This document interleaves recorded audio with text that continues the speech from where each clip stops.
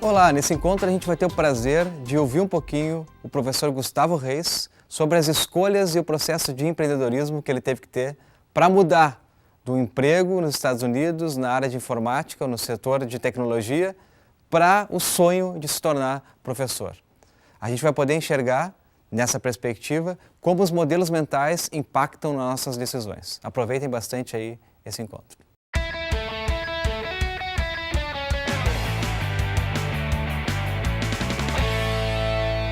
Senhoras e senhores, sejam todos muito bem-vindos ao Projac de Esparta, onde eu venho hoje excepcionalmente a convite, a pedido, por que não dizer, do meu querido professor /orientador /xará Gustavo Borba, que me pediu que viesse até aqui para falar sobre modelos mentais, sobre inovação. Sempre um prazer compartilhar com vocês aquilo que o meu querido orientador me ensinou, por isso eu vou me encolher rapidamente aqui no cantinho da tela para falar para vocês uma coisa muito importante. O James Adams, que foi discutido pelo Gustavo Borba com vocês, cujas obras foram discutidas, ele tinha razão. Essencialmente o que ele propõe é que regras existem para serem quebradas, e a minha missão é mostrar para vocês que no meu caso isso tem funcionado relativamente bem. Espero que vocês ao final dessa breve explanação concordem.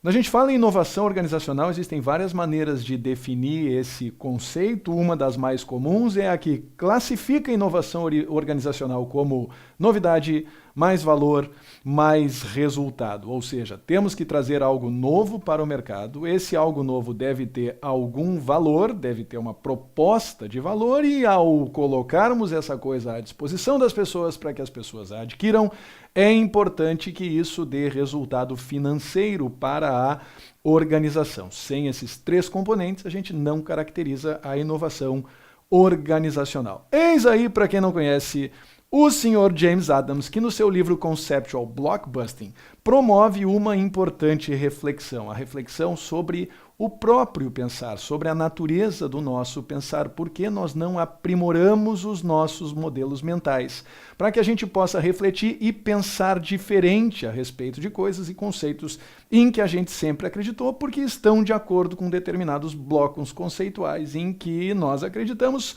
simplesmente porque acreditamos ou porque o nosso contexto nos levou a acreditar nisso. Eu sempre gostei muito de me comunicar, desde o início dos tempos, e foi por isso talvez que eu comecei numa idade em que muitas pessoas ainda estão se preocupando com escolha profissional e coisas do gênero. Comecei a dar aula numa época em que eu ainda tinha alguma dificuldade, como dá para perceber, para escolher a minha indumentária. Eis que me formei alguns anos depois, em Ciências da Computação, nesta bela cerimônia, e mais tarde tive a oportunidade de viver aquilo que as pessoas classificam como o sonho americano. Conheci muitas cidades nos Estados Unidos, permaneci lá por 5 anos, trabalhando no mercado corporativo americano. Até o momento em que eu decidi que havia chegado a hora de voltar. E é claro que as pessoas ficaram um pouco assustadas com essa minha decisão, porque, de certa forma, sob a sua perspectiva, essa decisão de voltar, ela contrariava frontalmente o conceito de inovação. Não havia nenhuma novidade em voltar, eu estava voltando para dar aula novamente, abrindo mão do sonho americano para isso. Não havia valor, porque, afinal de contas, eu seria apenas mais um professor na humanidade e não teria a posição de destaque que eu poderia eventualmente ter se prosseguisse investindo na carreira nos Estados Unidos, e também não haveria resultado. É claro que vamos combinar resultado financeiro para professor no Brasil, uma coisa extremamente controversa e improvável. Eis que alguns anos depois dessa decisão de voltar, eu resolvi montar o meu próprio curso e trazer para o mercado uma proposta de turmas pequenas, de relacionamento professor-aluno, de alta intensidade, de proximidade, de cumplicidade. Havia novidade nessa proposta. As pessoas começaram a achar que, de repente, um dos 3 componentes da inovação organizacional nós estávamos propondo. Quando começaram a surgir os primeiros resultados práticos dessa proposta, com pessoas acertando todas as questões de vestibulares importantes aqui do Rio Grande do Sul, do nosso estado, as pessoas começaram a achar que talvez houvesse algum valor nessa proposta de aproximação entre professor e aluno.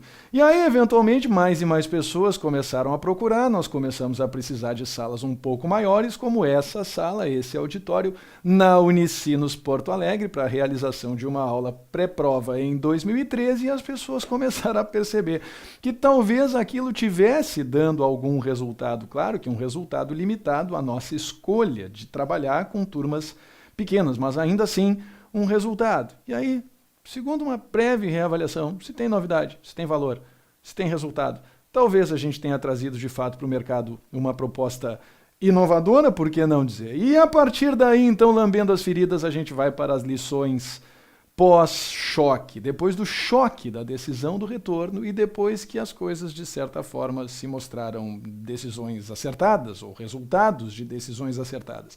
Primeira informação importante, o nosso amigo James Adams tinha razão, sabe por quê? Porque quando a gente quebra regras, quando a gente rompe modelos mentais, quando a gente vai em busca daquilo em que a gente realmente acredita, a gente pode eventualmente obter resultados mesmo quando todas as circunstâncias apontam para que aquilo não vai acontecer, apontam para o fracasso, apontam para o prejuízo em relação à circunstância imediatamente anterior. Mais recentemente, como aluno de mestrado da própria Unicinos e orientando do professor Gustavo Borba, eu acabei me distanciando um pouco das minhas origens computacionais, em que eu acreditava em desempenho e estatística como ferramentas indispensáveis para a promoção do aprendizado. Acabei descobrindo, depois de muitas leituras, inclusive a leitura das obras do James Adams, que o segredo não está aí, pelo menos na minha opinião. O segredo está no relacionamento e na significação, em traduzir novos significados para o relacionamento professor-aluno, criando relações de cumplicidade e parceria que, no final das contas, promovem